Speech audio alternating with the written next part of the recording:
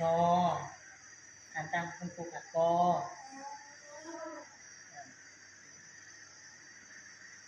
กอวางไว้ในเดินนะคะกอ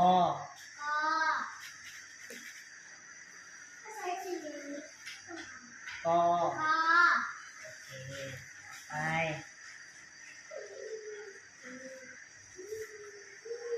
ขอขอ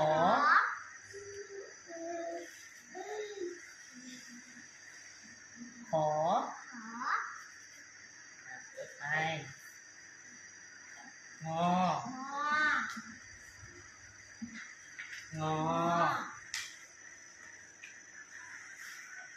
งอทีนี้พูดตามครูกอของอหยิบกอมาวางไว้บนมือคุณครูค่ะกออยู่ตรงไหนหยิบมาวางไว้บนมือคุณครูกอ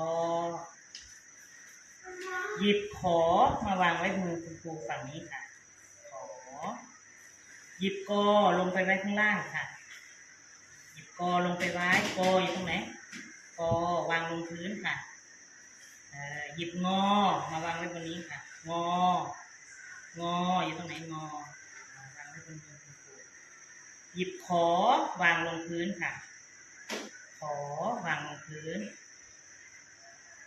หยิบงอวางลงพื้นค่ะโอเคเรามาอ่านพร้อมกันนะคะกอของออันนี้หนูทำเหมือนคุณครูนะคะทีละตัวมาฝั่งนี้ค่ะใช่เหรอลองดูสิสองมือสองนิ้วสองนิ้วลากขึ้นไป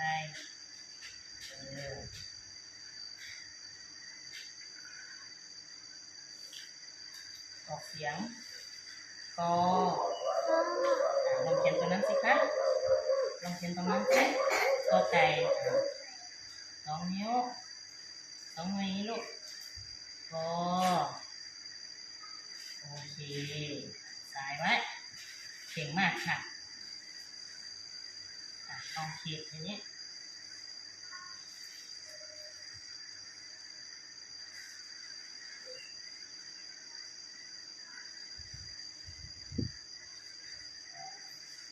ลองเขียนดูสิ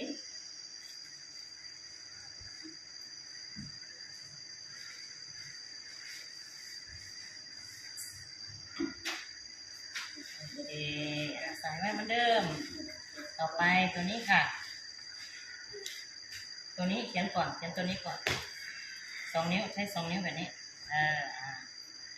กลมๆก่อนลูก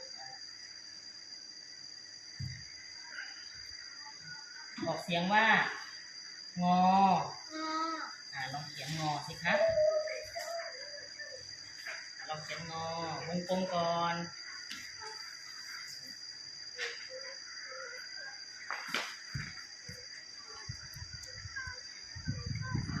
ไปทางไหนยังสับอยู่ไม่ผิดนะคะ